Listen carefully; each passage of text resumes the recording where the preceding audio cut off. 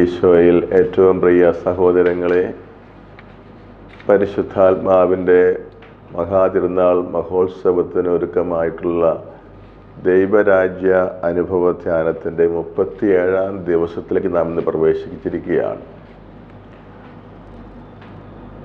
ഈ ധ്യാന പരമ്പരയുടെ ആദ്യ ദിവസങ്ങളിൽ നാം കൂടെ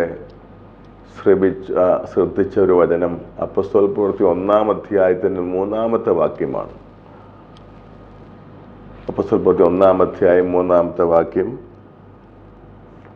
പീഡാനുഭവത്തിന് ശേഷം 40 ദിവസത്തേക്ക് യേശു അവരുടെ ഇടയിൽ പ്രത്യക്ഷനായി ദൈവരാജ്യത്തെക്കുറിച്ച് പഠിപ്പിച്ചു. യേശുവിൻ്റെ ഉത്ഥാനത്തിന് ശേഷം ഉള്ള 40 ദിന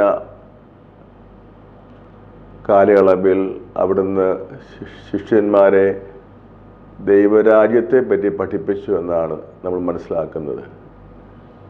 ദൈവരാജ്യം എന്നത് നിഗൂഢമായ ഒരു രഹസ്യമാണെന്നും നാം മനസ്സിലാക്കുകയുണ്ടായി. പൗലോസ് അപ്പോസ്തലൻ ദൈവരാജ്യത്തെപ്പറ്റി വളരെ വ്യക്തമായ ഒരു നിർവചനം തരുന്നുണ്ട്. റോമാലേഖനം 14-ാം അധ്യായം 17-ാം വാക്യം.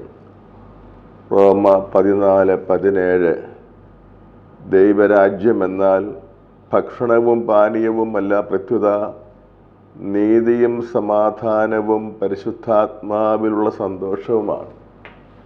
ഭക്ഷണവും പാനീയവുമല്ല, അതായത് ഭൗമികമായൊരു യാഥാർത്ഥ്യമല്ല, പ്രത്യുത ഒരു ദൈവികമായ യാഥാർത്ഥ്യമാണ്.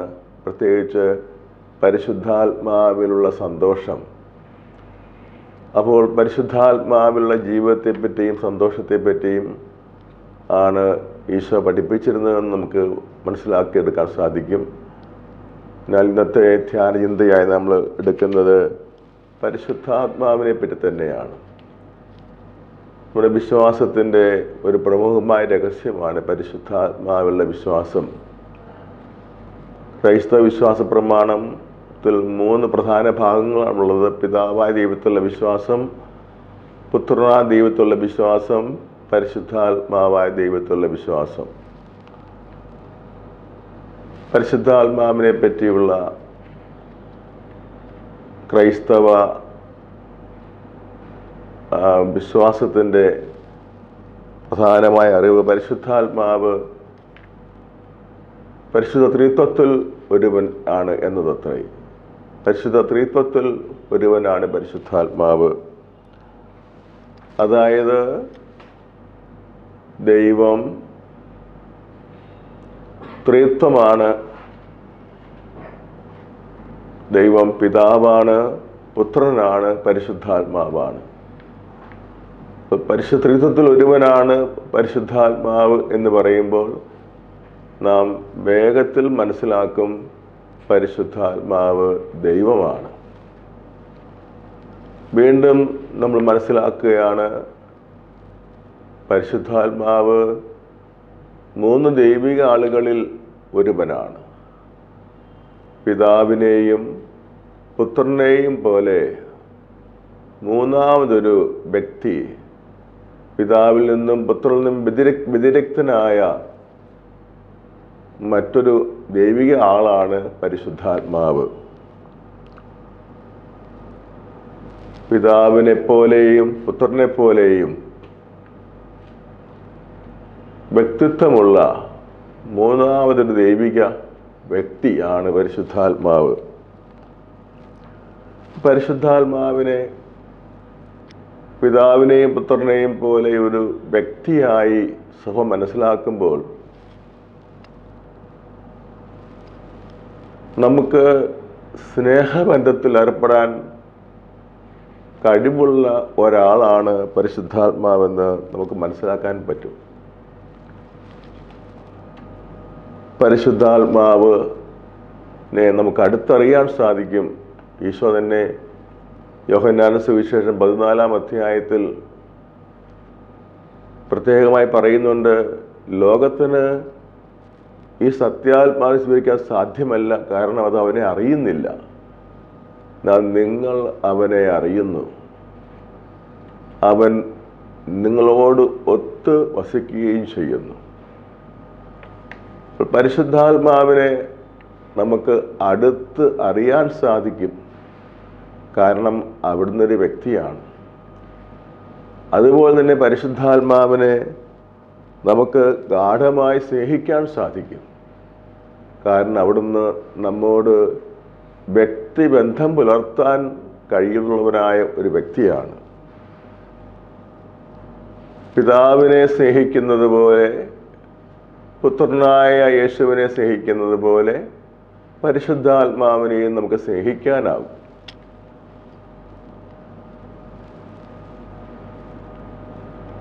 പരിശുദ്ധാത്മാവ് ഒരു വ്യക്തിയാണെന്ന് പറയുമ്പോൾ നാം അതാണ് മനസ്സിലാക്കുന്നത്.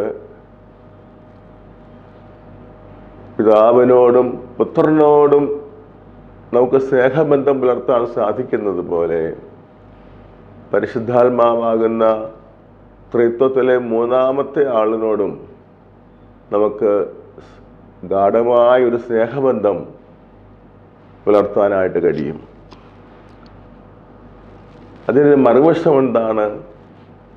പിതാവായ ദൈവം നമ്മെ സ്നേഹിക്കുന്നത് പോലെ, പുത്രനായ ദൈവം നമ്മെ സ്നേഹിക്കുന്നത് പോലെ പരിശുദ്ധാത്മാവും നമ്മെ സ്നേഹിക്കുന്നു. ചുരുക്കത്തിൽ പരിശുദ്ധാത്മാവ് നമ്മെ ഗാഢമായി തീവ്രമായി സ്നേഹിക്കുന്ന ഒരു ദൈവിക വ്യക്തിയാണ്.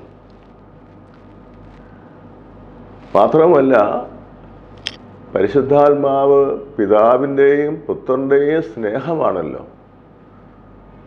പിതാവും പുത്രനും തമ്മിലുള്ള സ്നേഹമാണ് പരിശുദ്ധാത്മാവ്. ആ നിലയ്ക്ക് നോക്കുമ്പോൾ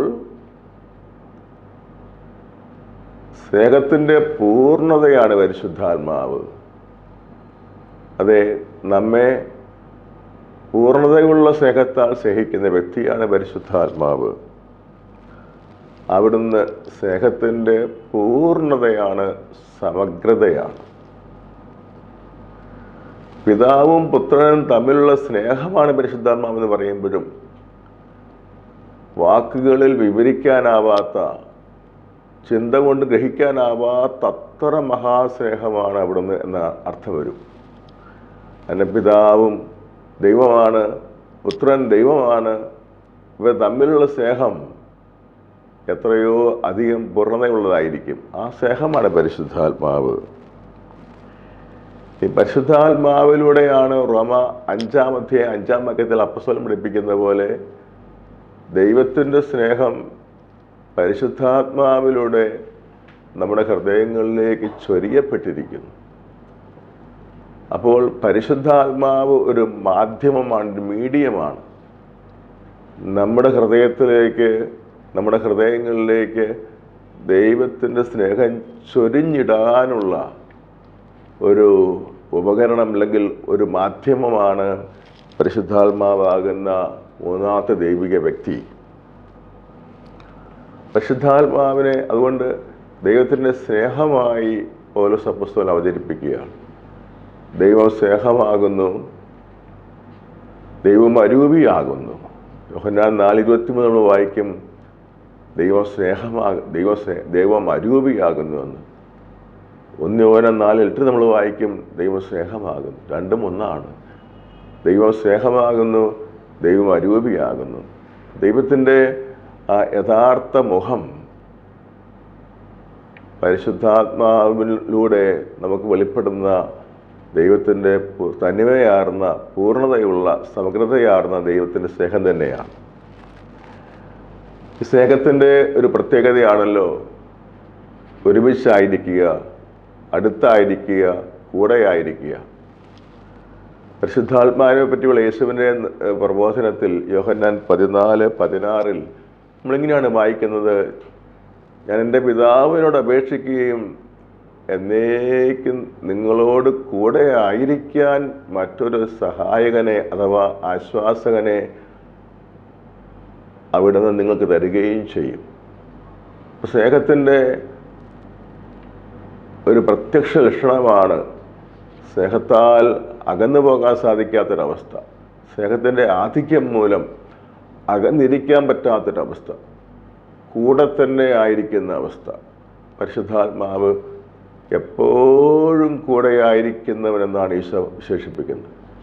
യേശുവും കൂടെയായിരിക്കാൻ വന്നവനാണ്, എമ്മാനുവേലായവൻ, ദൈവം നമ്മോട് കൂടെയായവൻ, എമ്മാനുവേലായവൻ. പക്ഷെ അവിടുത്തെ ആ കൂടെയായിരിക്കലിന് ഒരു കാലഘട്ടം കഴിയുമ്പോൾ വ്യത്യാസം വരും. അവിടുന്ന് പിതാവിൻ്റെ പക്കലേക്ക് തിരിച്ചു പോകേണ്ടവനാണ്. പരിശുദ്ധാത്മാവിൻ്റെ പ്രത്യേകത അവിടുന്ന് എന്നേക്കും കൂടെയായിരിക്കുന്നവനാണ്.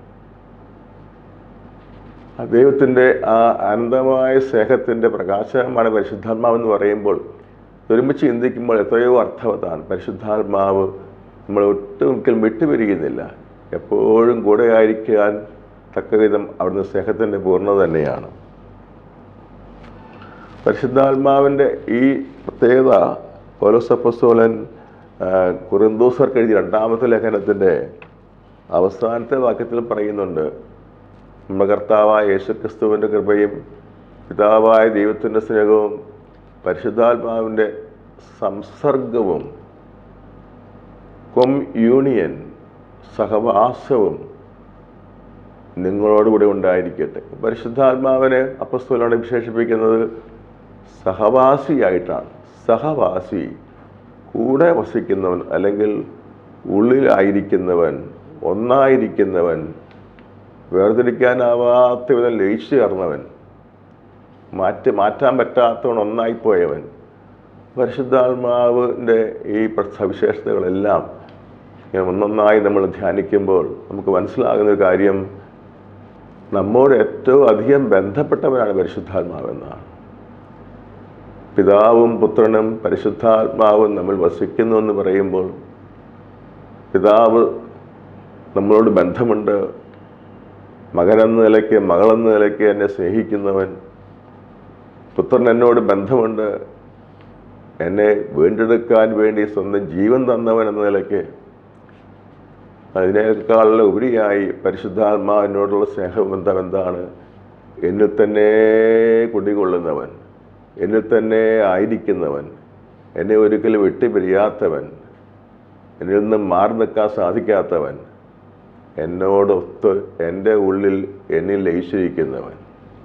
ഇങ്ങനെയുള്ളൊരു പരിശുദ്ധാത്മാവിനെ പറ്റിയുള്ള അറിവ് നമ്മുടെ ജീവിതത്തിൽ എത്രമാത്രം സന്തോഷമുള്ളതും ധൈര്യമുള്ളതും പ്രത്യാശയുള്ളതും സമാധാനപൂർണ്ണമുള്ളതും ആക്കി തീർക്കും എന്ന് നമുക്ക് മനസ്സിലാക്കാൻ സാധിക്കും. യാതൊരു സംശയപറ്റി നമുക്കുണ്ടാകേണ്ട ആവശ്യമില്ല. അങ്ങനെ പരിശുദ്ധാത്മാവിനെ ദൈവം നമുക്ക് തരുന്നു എന്ന് പറയുമ്പോൾ നമ്മളോടുള്ള ദൈവത്തിൻ്റെ ആ നിത്യമായ ബന്ധം ഉറപ്പിക്കപ്പെട്ടിരിക്കുകയാണ്. പെന്തക്കോസ്ത് തിരുനാൾ മഹോത്സവം ഒരുങ്ങുമ്പോൾ നമുക്ക് ഈ ചിന്ത നമ്മളെ അത്യധികം ആനന്ദിപ്പിക്കുകയാണ്. ദൈവം നമ്മളെ ഒരിക്കലും തള്ളിക്കളകയില്ലെന്ന് മാത്രമല്ല, നമ്മൾ തന്നെ വസിച്ച് നമ്മുടെ കൂടെ ആയിരിക്കുവാനായിട്ട് ആഗ്രഹിക്കുന്നവരാണ് അവിടുന്ന്. അതാണ് തിരുനാൾ, പരിശുദ്ധാത്മാ തിരുനാൾ മഹോത്സവത്തിൽ ഒരുക്കുന്ന ഈ ദിവസങ്ങൾ നമ്മുടെ ചിന്തയെ ഭരിക്കേണ്ടത്, നയിക്കേണ്ടതും. നമുക്ക് പ്രാർത്ഥിക്കാം. കാരുണ്യവാനായ കർത്താവേ, ഞങ്ങളെ അങ്ങ് വീണ്ടെടുത്ത് രക്ഷിക്കുന്നത് ദൂരെ മാറി നിന്നുകൊണ്ടല്ല, മറിച്ച് ഞങ്ങൾ വസിച്ചുകൊണ്ടും ഞങ്ങൾ നിറഞ്ഞുകൊണ്ടും ഞങ്ങൾ കുടികൊണ്ടുകൊണ്ടും ഞങ്ങളോട് ഒന്നായി ചേർത്തീർന്നുകൊണ്ടുമാകുന്നുവല്ലോ. അങ്ങയുടെ ഈ സ്നേഹാധിക്യത്തെ, രക്ഷാകരമായ ഈ അത്ഭുത സാന്നിധ്യത്തെ പറ്റിയുള്ള നിത്യമായ സ്മരണയിൽ ഞങ്ങളെ വളർത്തണമേ. അങ്ങും ഞങ്ങളും ഒന്നാകുന്നുവെന്ന ആ ബോധ്യത്തിൽ ഞങ്ങളെ രൂപപ്പെടുത്തണമേ. ദൈവത്തോടുള്ള ഞങ്ങളുടെ ബന്ധം എത്ര ഗാഢവും അത്യഗാധവുമാണെന്നുള്ള ചിന്തയിൽ ജീവിക്കുവാൻ ഞങ്ങളെ സഹായിക്കണമേ. അത് ഞങ്ങൾക്ക് രക്ഷാകരമായ സമാധാനവും സന്തോഷവും പ്രദാനം ചെയ്യുകയും ചെയ്യട്ടെ, ഇപ്പോഴും എപ്പോഴും എന്നേക്കും. ആമേൻ. Praise the Lord.